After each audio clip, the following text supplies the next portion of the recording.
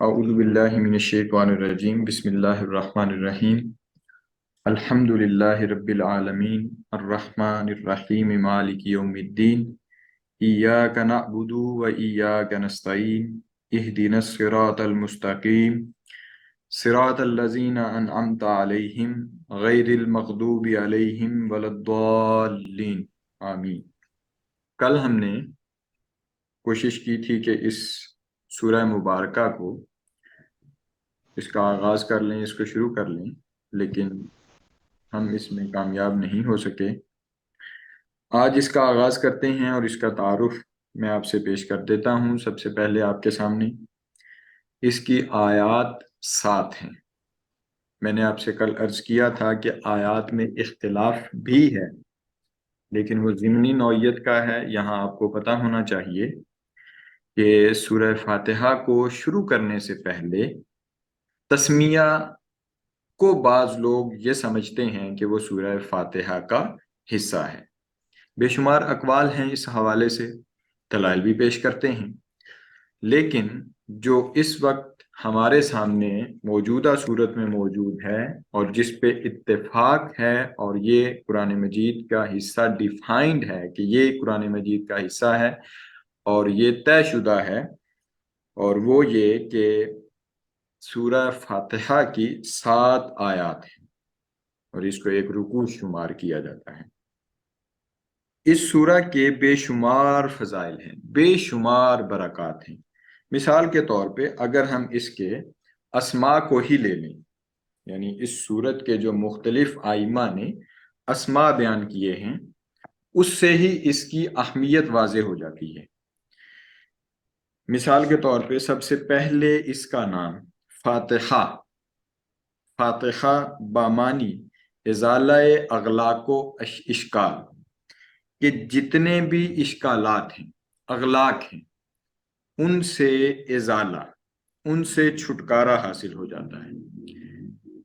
یعنی فتح مشکلات، جتنی مشکلات ہیں ان پر اس کے ذریعے سے فتح حاصل ہو جاتی ہے۔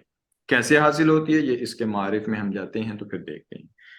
دوسرا معنی جو بیان کیا جاتا ہے فاتحہ بامانی ازالہ رنج و علم، اس سے تمام قسم کے جو رنج ہوتے ہیں، تمام غم ہوتے ہیں، تمام دکھ ہوتے ہیں، ان دکھوں کا ازالہ ہو جاتا ہے، ان پر انسان فتح پا لیتا ہے، ان پر کامیابی پا لیتا ہے۔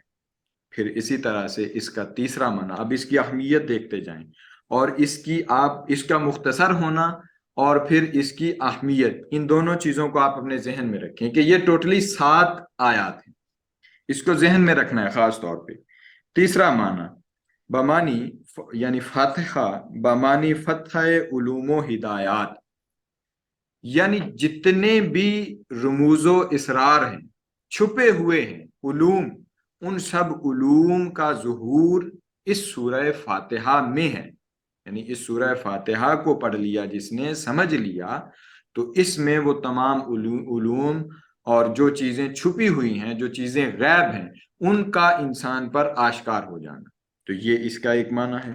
پھر اس فاتحہ بمعنی غلبہ و تسلط، کہ انسان جب سورہ فاتحہ کی تلاوت کرتا ہے، سورہ فاتحہ کو پڑھتا ہے یا سورہ فاتحہ کے معنی کو سمجھنے کی کوشش کرتا ہے، تو یہ غلبہ پا لیتا ہے اس کی تلاوت سے، اور اس کو سمجھنے سے غلبہ و تسلط پا لیتا ہے، یعنی یہ مہمات میں کامیاب ہو جاتا ہے۔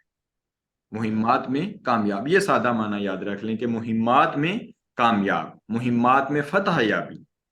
پھر اسی طرح سے فاتحہ بامعنی انکشاف حق و ازالہ شبہات، حق کا انکشاف ہوتا ہے سورہ فاتحہ سے۔ اس کا نام ایک یہ رکھا کہ اس سے حق، اور حق کیا وہ بھی ہم دیکھتے ہیں، یعنی ذات باری تعالی وہ آشکار ہوتی ہے ہمارے سامنے، وہ حق ہمارے سامنے آشکار ہوتا ہے، تو اس لیے اس کا ایک نام یہ بھی رکھا کہ انکشاف حق کھولنا۔ انکشاف کا مطلب یہ کشفا سے، کشفا کا مطلب ہوتا ہے کھولنا، جیسے فاسرا کا مطلب تفسیر کا مطلب ہے کھولنا، اسی طرح سے یہ کاشفا کا مطلب بھی ہوتا ہے کھولنا۔ کسی نے اگر سنا ہو تو حضور داتا گنج بخش علی بن عثمان الحجویری کی کتاب کشف المحجوب ہے، کشف المحجوب ہے۔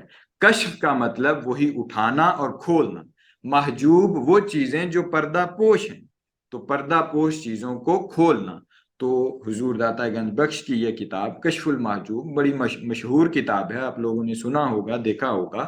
تو اس کتاب کا نام کشف المحجوب ہے۔ تو وہ اسرار اور رموز جو شریعت سے ریلیٹڈ ہیں، طریقت سے ریلیٹڈ ہیں، ان اسرار اور رموز کو وہ کھولنے والی ہے، اس لیے اس کا نام کشف المحجوب رکھا۔ تو اس لیے یہ انکشاف، حق کا انکشاف یعنی باری تعالیٰ کا ہمیں پتہ چلتا ہے، اور باری تعالیٰ کا انکشاف اور حق کا انکشاف ہوتا ہے ہمارے۔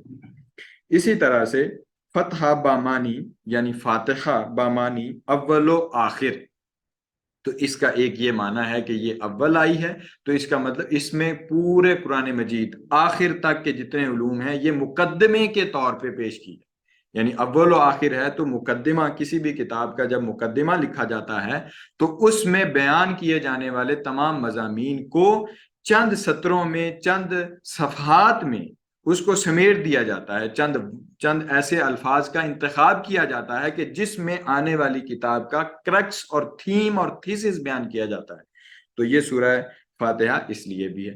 پھر اسی طرح سے فاتحۃ الکتاب، یہ بھی اس کا ایک نام ہے۔ پھر اسی طرح سے فاتحۃ القرآن، یہ بھی اس کا ایک نام ہے۔ پھر اسی طرح سے ام الکتاب، تو یہ اس پوری آنے والی کتاب کی ماں ام الکتاب ہے، تو یہ سورہ جو ہے اس کو یہ بھی درجہ حاصل ہے۔ پھر اسی طرح سے سورہ الحمد، کیونکہ اللہ رب العزت کی اس میں تعریف اور حمد بیان کی گئی ہے، اس لیے اس سورت کا نام سورہ الحمد بھی ہے۔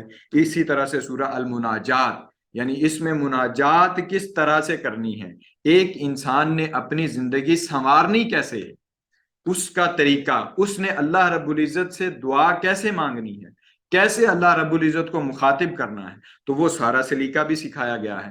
تو اس کو سورہ المناجات بھی کہتے ہیں۔ پھر اسی طرح سے سورہ الشکر بھی کہتے ہیں، وہ وہی معنی میں جیسے میں نے آپ سے عرض کیا کہ حمد کا معنی شکر بھی ہوتا ہے، تو اس شکر کے معنی میں ہم کہتے ہیں شکر الحمدللہ، کھانا کھائیں تو اس کے بعد کہتے ہیں عام طور پہ شکر الحمدللہ، تو یہ شکر کے معنوں میں بھی استعمال ہوتی ہے، تو اس کا نام سورہ الشکر بھی رکھا۔ پھر اسی طرح سے سورہ الصلاۃ بھی ہے، نماز کا حکم ہے، سورہ التفوید ہے، پھر اسی طرح سے سورہ الدعا ہے، سورہ السوال ہے، یعنی سوال کا سلیقہ اس میں سکھایا گیا، سورہ التعلیم المسئلہ ہے، تو پھر اسی طرح سے سورہ القافیہ ہے، پھر اسی طرح سے اس میں ام القرآن بھی اس کا ایک نام ہے، پھر اسی طرح سورہ الکنز بھی اس کا ایک نام ہے، سورہ النور، السبع المثانی یعنی سبع، یعنی یہ ایسی 7 آیتیں جو بار بار دہرائی اور پڑھی جاتی ہیں، سبع مثانی، تو ان کو یہ بھی اس سورت کا ایک نام ہے۔ اساس القرآن، یہ قرآن مجید کی بنیاد ہے، اس لحاظ سے بھی اس کا نام اساس القرآن ہے۔ پھر اسی طرح سے سورہ الوافیہ بھی اس کو کہتے ہیں، سورہ الشفا بھی کہتے ہیں، سورہ الرقیہ بھی کس کو کہتے ہیں، اور سورہ الواقیہ بھی کہتے ہیں اس کو۔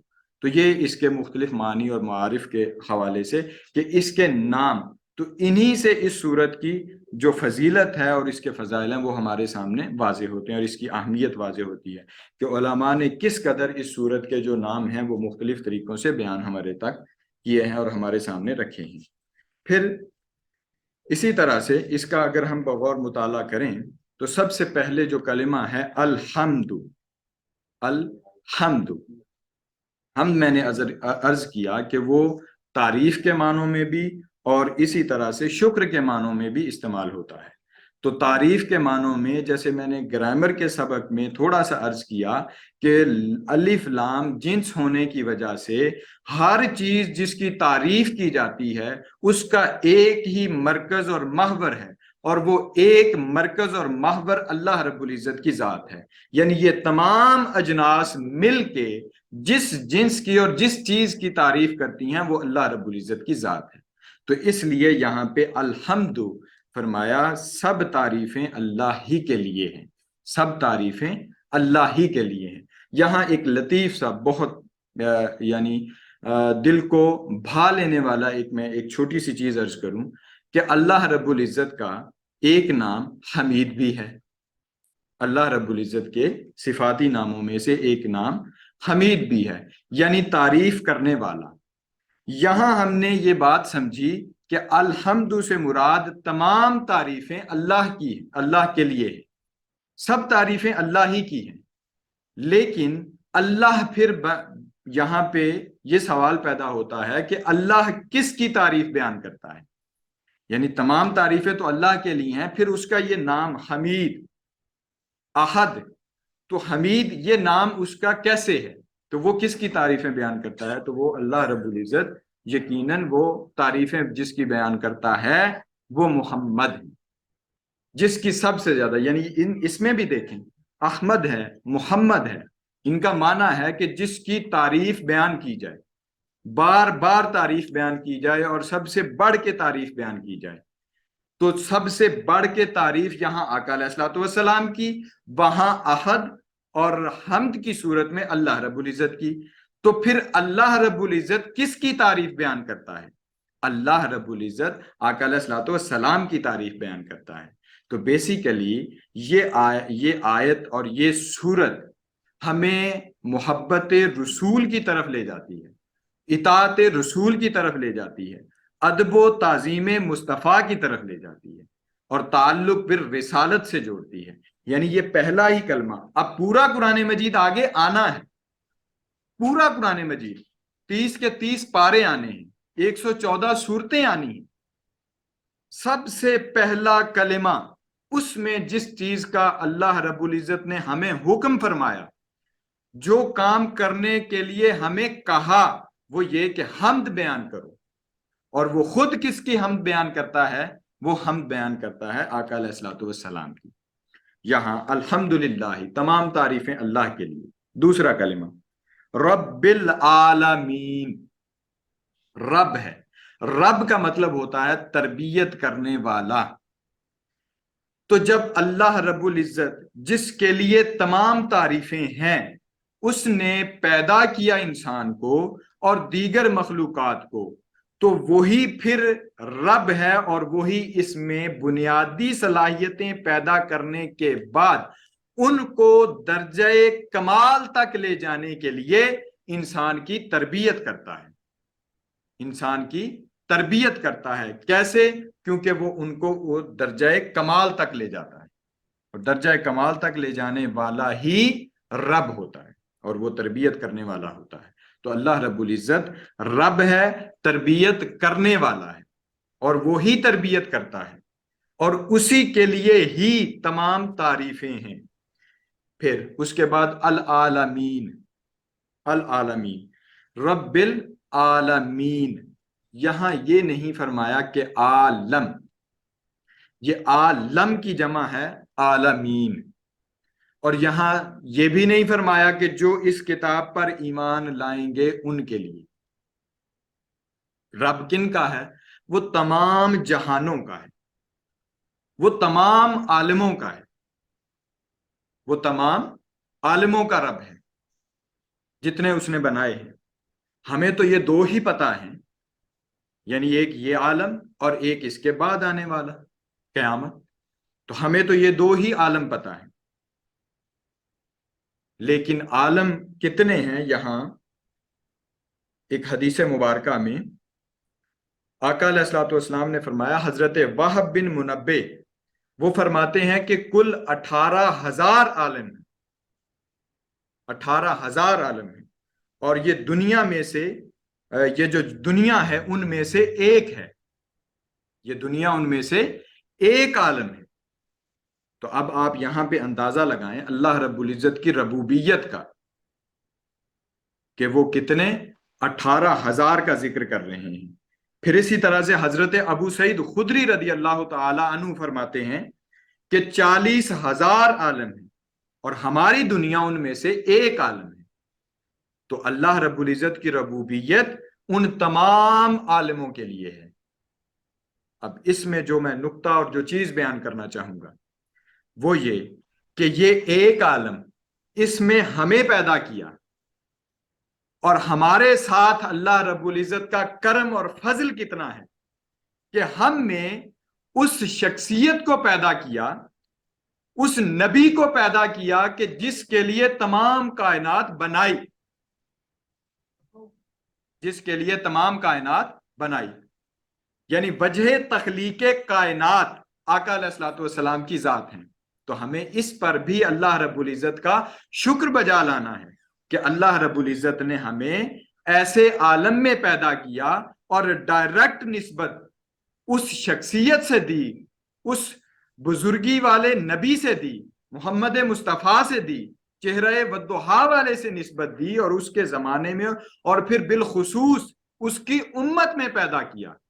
تو یہ اللہ رب العزت کا ہم پر فضل اور کرم اور احسان ہے کہ اس نے ہمیں اس کتاب بھی دی اور کتاب کے ساتھ اس نبی کی امت میں پیدا کیا، اور اس نبی کو اس عالم میں وہ چاہتا تو کہیں اور پیدا کر دیتا۔ تو یہ اس کا ہمیں پیدا کرنا، اللہ رب العزت نے ہمیں جو پیدا کیا تو اس کا ہمیں پیدا کرنا، یہ ہم پر اٹسیلف احسان ہے جو اس نے ہم پر احسان کیا ہے۔ ہم تو اسی کا بدلہ نہیں دے سکتے ہیں، چہ جائے کہ ہم اپنی زندگی کے دیگر معاملات میں اللہ رب العزت کی ناشکریاں کرتے ہیں، بات پر چھوٹا سا نقصان ہو جائے تو ہم کہتے ہیں کہ میں ہی بچا تھا، میں ہی تھا جس کے ساتھ یہ سب کچھ کرنا تھا، میں ہی اللہ رب العزت کو نظر آتا تھا، میرے ساتھ ہی ایسا ہونا تھا۔ تو اس طرح کے نا امیدی کے جملے، بے وقوفانہ جملے ہم اپنی زبانوں سے نکالتے ہیں، ہم اپنی زبانوں سے نکالتے ہیں، اور ایسا ہے، معاشرے کا فیکٹ ہے، آپ میں سے ہر بندہ اس بات سے آگاہ ہے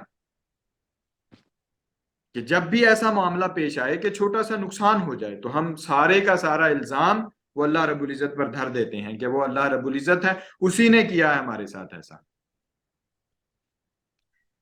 اور اس چیز کا شکر ادا نہیں کرتے کہ اس نے اتنے عالم بنائے، 40,000 بنائے، تو ان میں سے ایک یہ دنیا بنائی، اور اس دنیا میں بھی جس کے لیے وہ تمام عالم بنائے اس کو پیدا فرمایا، اور پھر اس کے اوپر اور نعمت کہ ہمیں اس کی امت میں پیدا فرمایا، آقا علیہ الصلوۃ والسلام کی امت میں پیدا فرمایا، جس کے لیے یہ ساری کی ساری کائنات اور سارے کا سارا نظام وضع کیا گیا۔ اور کئی حدیث قدسی میں ہے کہ اے محبوب، اگر تجھے پیدا نہ فرمانا ہوتا تو میں یہ زمین اور آسمان نہ بناتا۔ پہلے فرمایا زمین نہ بناتا، پھر فرمایا آسمان نہ بناتا۔ یا محبوب اگر تجھے پیدا نہ کرنا ہوتا۔ تو یہ سراسر بیان شان مصطفیٰ ہے۔ سورہ الفاتحہ جس کا آغاز ہم نے آج کیا، تو یہ سراسر بیان شان مصطفیٰ ہے، یہ آقا علیہ الصلوۃ والسلام کی شان ہے۔ ورنہ دیکھیں یہ اس چیز کی خبر ہم تک کیسے پہنچے کہ یہ اتنے عالم ہیں، یہ قرآن مجید ہے، وہ اللہ ہے۔ توحید کی خبر بھی ہمیں آقا علیہ الصلوۃ والسلام نے دی ہے۔ تو آقا علیہ الصلوۃ والسلام کی شخصیت ہی ہمارے لیے منبع ہدایت ہیں، وہ ہمارے لیے راہ اور ہمیں اللہ تک جوڑنے کا واسطہ اور وسیلہ ہے۔ تو یہ سورہ مبارکہ جس کا آغاز کیا تو یہ اسی چیز کا ہم سے تقاضا کر رہی ہے کہ ہم آقا علیہ الصلوۃ والسلام کے ساتھ جڑ جائیں، اور عالمین میں سے ایک عالم جس کا انتخاب کر کے ہمیں پیدا کیا اللہ رب العزت نے، اور اس عالم میں آقا علیہ الصلوۃ والسلام کو بھیج کر جو احسان فرمایا ہم پر، ہم تو اسی کا شکر نہیں بجا لا سکتے، چہ جائے کہ ہم اس کی ربوبیت کا شکر بجا لائیں اور دیگر نعمتوں کا شکر بجا لائیں۔ اس نے ہمیں کھانے کو دیا، اس نے پینے کو دیا، اور بے شمار نعمتیں شمار سے باہر ہیں۔ خود انسان کا یہ جو جسم بنایا، تو اس کو اگر ہم سائنس کی روح سے سمجھنے لگ جائیں تو عقل دنگ رہ جاتی ہے کہ یہ کیا چیز انسان کو بنا دیا اللہ رب العزت، یہ کیا بنا دیا ہے، ابھی تک اس کی کھوج میں اور ہم کھوج میں لگے ہیں۔ تو یہ اللہ رب العزت کا احسان ہے ہم پر۔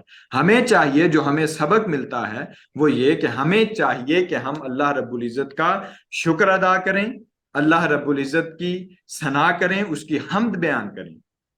وہ کہ ہم اس کا حق ادا نہیں کر سکتے، لیکن ہمیں چاہیے کہ ہم اس کی حمد اور ثنا بیان کریں۔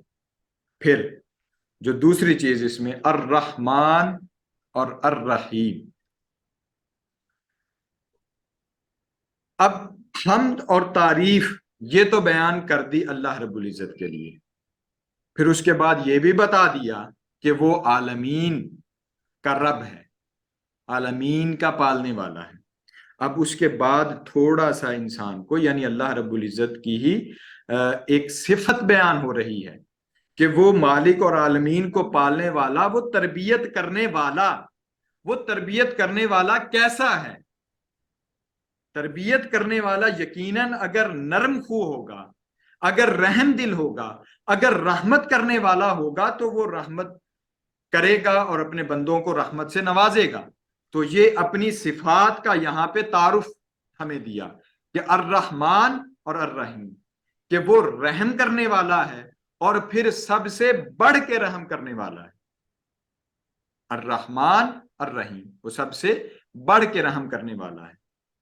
اب انسان تربیت کے دوران، اب یہاں سے ایک جو چیز ہے وہ یہ کہ اللہ رب العزت نے اپنے بندوں کے ساتھ جس طرح سے آقا علیہ الصلوۃ والسلام کی محبت کو خاص کیا اسی حمد کے معنی میں، اسی طرح سے اپنی ربوبیت میں بھی، اپنی تربیت کرنے کے انداز میں بھی کوئی اس نے لاٹھی نہیں پکڑی اپنے ہاتھ میں، کوئی سخت جملے نہیں کہے، کوئی یہ نہیں کہا کہ میں قہار ہوں، میں جبار ہوں،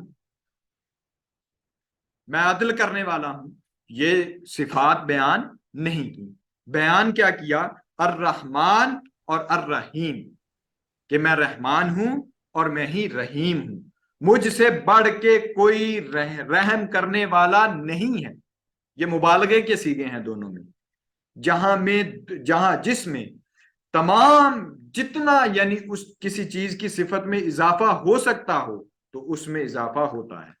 تو رحمان اور رحیمیت سے یہ ظاہر ہوتا ہے کہ اللہ رب العزت انسانوں سے سب سے بڑھ کے محبت کرنے والا ہے، اور ہمیں بھی یہی چاہیے کہ وہ جو رب ہے تربیت کرنے والا ہے، تربیت کرنے والا ہمیشہ وہ نرم دل اور رحم کرنے والا ہوتا ہے۔ جب تک محبت، نرمی، شفقت، پیار، امید کے ساتھ کسی کی تربیت نہ کی جائے تو وہ بگڑ جاتا ہے، وہ بگڑ جاتا ہے۔ ضرورت اس امر کی ہے کہ ہمیں اپنے معاشرے میں وہی قانون جو اللہ رب العزت نے ہمیں سکھایا ہے قرآن مجید کے پہلے صفحے پہلی آیت میں، وہی چیز اور وہی اسرار ان کو اپنانا چاہیے، اور ان کے ذریعے سے ہمیں اپنے دیگر جن کی ہمیں تربیت کا فریضہ سر انجام دینا ہے تو ان کی تربیت کرنی چاہیے، کبھی بھی سختی سے نہیں۔ وہ آگے ذکر آ رہا ہے، اس میں پھر ہم مزید چیزوں کو بھی دیکھیں گے کہ سختی ہے تو پھر کس قدر ہے۔ یعنی یہ بھی اس بنیاد پہ بھی تو معاشرہ قائم نہیں رہ سکتا کہ ٹوٹل اگر آپ نرمی اور شفقت کریں گے تو اس بنیاد پہ بھی معاشرہ قائم نہیں رہ سکتا۔ لیکن کتنی نرمی رکھنی ہے اس کا آپ کو اندازہ ان تین آیات، یعنی یہ پہلی تینوں آیات اللہ رب العزت نے محبت اور شفقت، یہی ان کا عنوان ہے۔ پھر اسی طرح سے اگلی آیت کریمہ میں مالکی یوم الدین، مالکی لفظ میں مالک کس کو کہتے ہیں؟ مالک کہتے ہیں کہ جو اپنی مملوکہ میں یعنی جو اس کی مملکت میں چیزیں آئیں تو ان میں تصرف کر سکتا ہے جس قدر چاہے۔ وہ کسی کے ساتھ کسی کو سزا دینا چاہے تو سزا دے سکتا ہے، کسی کو سزا نہ دینا چاہے تو وہ سزا نہیں دے سکتا بلکہ وہ اس کو معاف کر سکتا ہے۔ ایک یہ فیکٹ ہے، اور دیگر جو عقائد رکھنے والے ہیں ہمارے یہاں معاشرے میں، وہ ان کا یہ ہے کہ اللہ رب العزت برے کام پہ ضرور سزا دے گا، ضرور سزا دے گا۔ ایسا نہیں ہے۔ مالک کا مطلب یہ ہے کہ وہ چاہے تو بخش دے، گناہ گار کو بخش دے، وہ اگر چاہے تو اس کو سزا دے دے۔ تو اپنی مملوکہ میں، کیونکہ ہم مخلوق اس کی مملوکہ ہیں، ہمارے اوپر وہ ملکیت رکھتا ہے، تو وہ جو چاہے اس میں تصرف کر سکتا ہے، اس کو اختیار ہے، وہ چاہے ہمیں بخش دے، وہ چاہے ہمیں نہ بخشے۔ جہاں مالک لفظ فرما کے بھی بندے کے ساتھ محبت کو واضح کیا، بندے کے ساتھ شفقت کو واضح کیا، بندے کے ساتھ پیار کو واضح کیا، اور وہ کیا کہ بھئی میں مالک ہوں، پھر بھی مجھ جیسے، ہم جیسے گناہ گار جب گناہ کر کے آ جاتے ہیں اس کی بارگاہ میں، گڑ گڑا کے معافی مانگ لیتے ہیں، اس کو رب تسلیم کر لیتے ہیں اور دوبارہ وہ عمل انجام دینے سے پرہیز کرتے ہیں، تو پھر ان کے ساتھ معاملہ میں یہ کرتا ہوں کہ ان کو بھی میں مالک ہوں، تو میں حق رکھتا ہوں کہ میں اس کو معاف کر دوں۔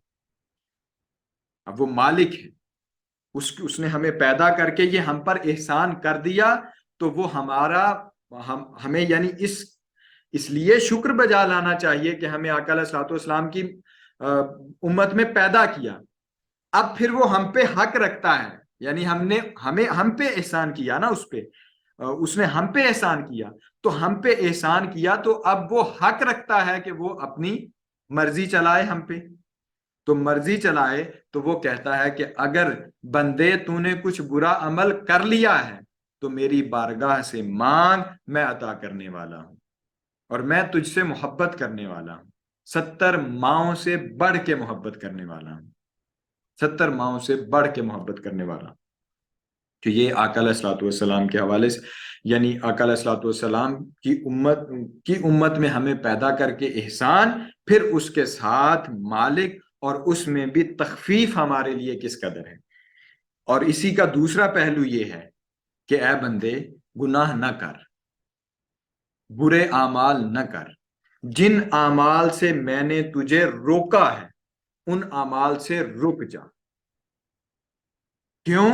کہ مالک یوم الدین، کہ میں اس جزا کے دن کا مالک ہوں، جس کے اعمال اس دنیا میں تم سر انجام دے رہے ہو اس کا میں مالک ہوں۔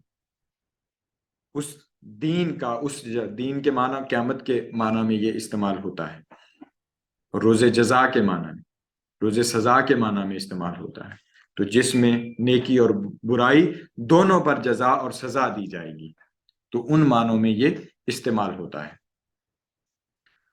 تو اس دن کا میں مالک ہوں، اس لیے آگاہ کر دیا کہ بے شک میں رحمان ہوں، بے شک میری ہی تعریفیں بیان ہوتی ہیں، بے شک میں ہی مالک ہوں، بے شک میں ہی رب ہوں، اور میں ہی تربیت کرنے والا ہوں، بے شک میں یہ ساری رحم کی صفات رکھنے والا ہوں، اس کے ساتھ ساتھ میں مالک یوم دین بھی ہوں، کہ میں روز جزا کا بھی مالک ہوں۔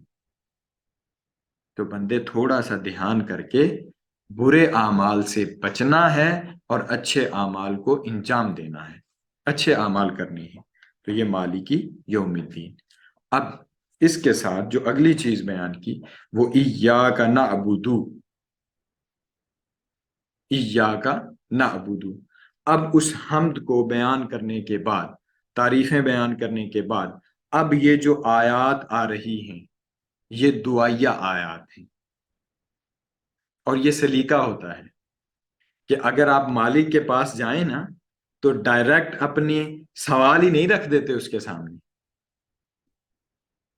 یعنی ہم یہاں پہ یہ تصور ہے نا، جب ہم اللہ رب العزت کو ہم نے مان لیا اور اللہ رب العزت ہم پہ تصرف رکھتا ہے اور ہم اس کے غلام اور اس کے ہی ماننے والے ہیں اور اسی کی ہی عبادت کرنے والے ہیں، تو پھر ہمارا وہ مالک ہے، واضح کر دیا اس نے مالک یوم الدین سے بھی۔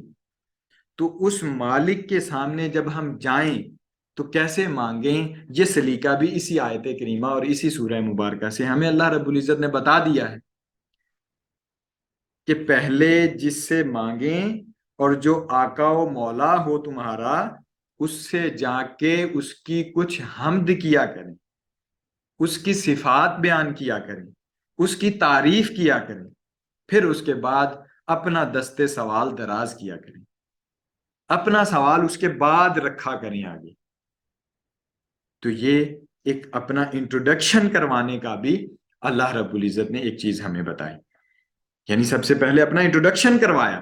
یہ ایک دوسری چیز ان پچھلی چیزوں سے ہٹ کے ایک چیز بیان کر رہا ہوں کہ اپنا انٹروڈکشن کروایا کہ الحمدللہ رب العالمین، میں وہ رب ہوں، میری تعریفیں کرو کہ میں رب ہوں تمام جہانوں کا۔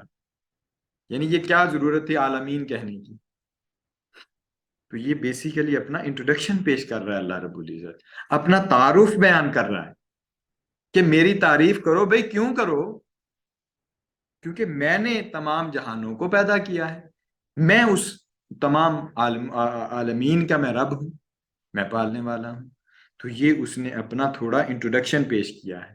پھر انٹروڈکشن میں صرف اسی بات پہ اکتفا نہیں کیا، فرمایا میں الرحمن بھی ہوں الرحیم بھی ہوں، کہ میں رحمان بھی ہوں اور رحیم بھی ہوں، پھر اسی کے ساتھ ساتھ مالک یوم الدین بھی ہوں،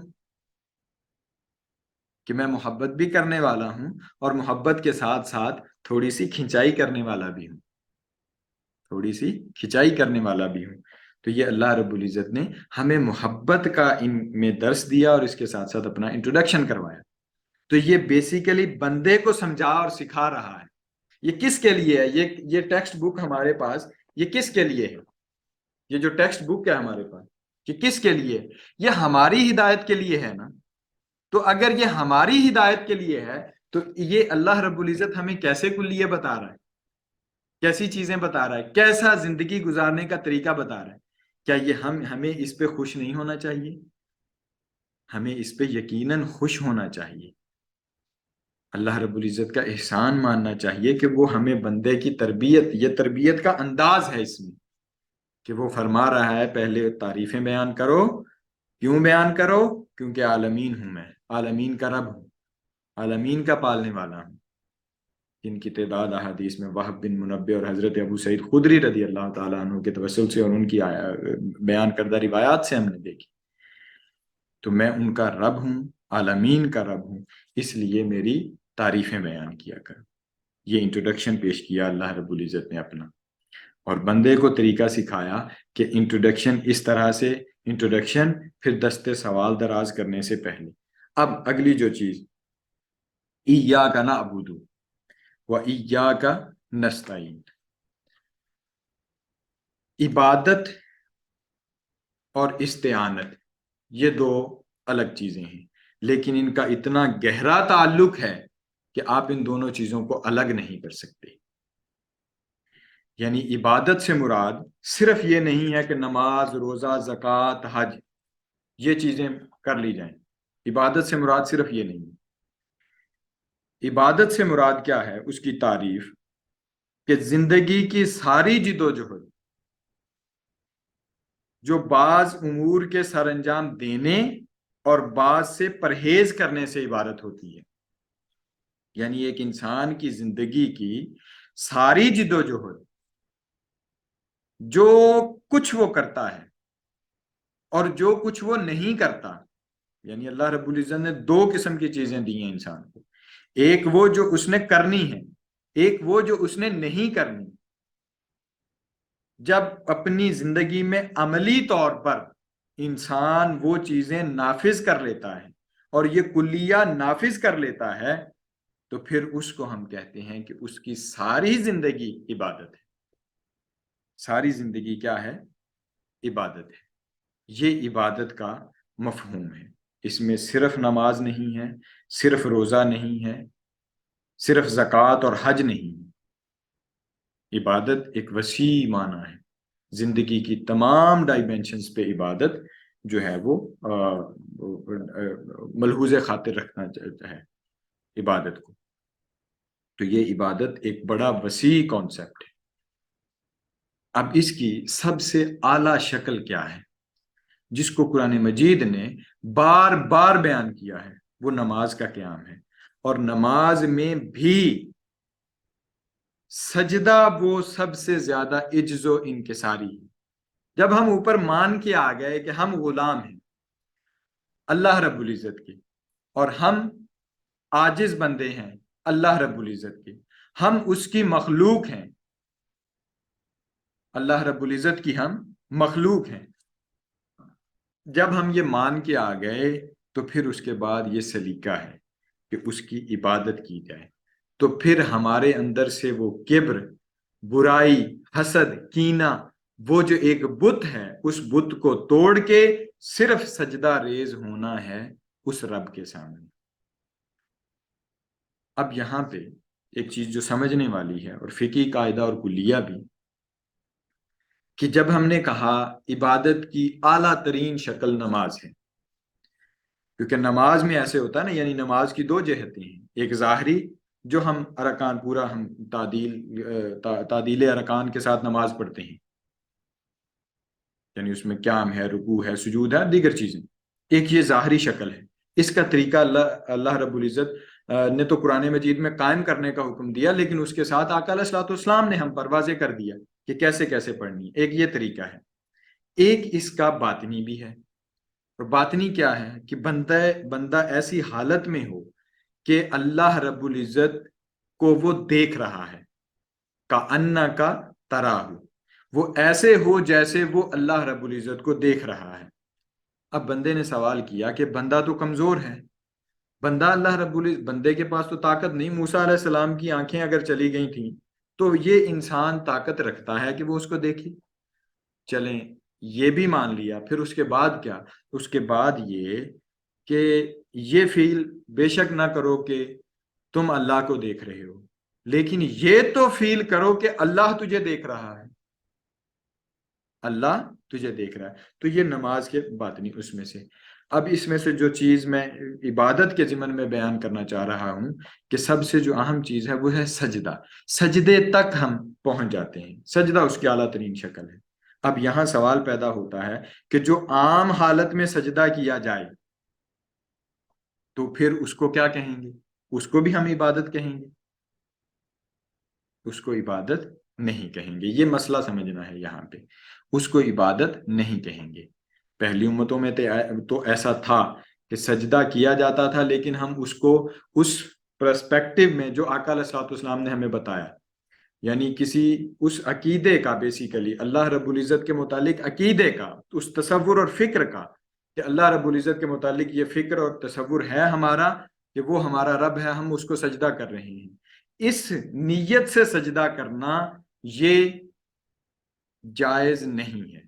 اور پہلی امتوں میں تعظیماً ہوتا تھا، کرتے تھے سجدہ، لیکن آقا علیہ الصلوۃ والسلام کی امت میں یہ سجدہ بھی جائز نہیں ہے، یعنی تعظیماً بھی کسی مخلوق کے لیے سجدہ جائز نہیں ہے۔ سجدہ صرف اور صرف اللہ رب العزت کی ذات کے لیے ہے، اللہ رب العزت کی ذات کے لیے ہے سجدہ، صرف اور صرف۔ یعنی ہم عام طور پہ جو بھی ارکان کرتے ہیں نماز میں، تو اگر ویسے سارا کا سارا کرتے رہیں تو کیا اس سے مراد یہ ہوگا کہ ہم کسی کی عبادت کر رہے ہیں؟ تو ایسا ہرگز نہیں ہے۔ وہ تصور اور وہ عقیدہ ہے اللہ رب العزت کے متعلق کہ وہ یکتا ہے، سجدہ صرف اسی کے لیے ہے، بڑائی صرف اس کی ہے، کبریائی صرف اس کی ہے، ہم اس کے عاجز، مسکین اور غلام بندے ہیں، ہم اس کے فقیر بندے ہیں اور احقر بندے ہیں۔ تو یہیں پہ آج کا میں اپنا اختتام کرتا ہوں، پھر آگے ہم آیات کی تشریح اور تفصیل کل انشاءاللہ مزید دیکھیں گے۔ اللہ رب العزت سے دعا ہے کہ اللہ رب العزت ہم نے جتنا پڑھا اور سمجھا اس کو مزید سمجھنے کی توفیق عطا فرمائے، اور اپنی زندگیوں میں اس کو لاگو کرنے اور اپنی زندگیوں پر اس کو لاگو کر کے اس کو عملی جامہ پہنانے کی توفیق عطا فرمائے، اور آقا علیہ الصلوۃ والسلام کی محبت، آقا علیہ الصلوۃ والسلام کا ادب، آقا علیہ الصلوۃ والسلام سے محبت اور پیار کرنے کی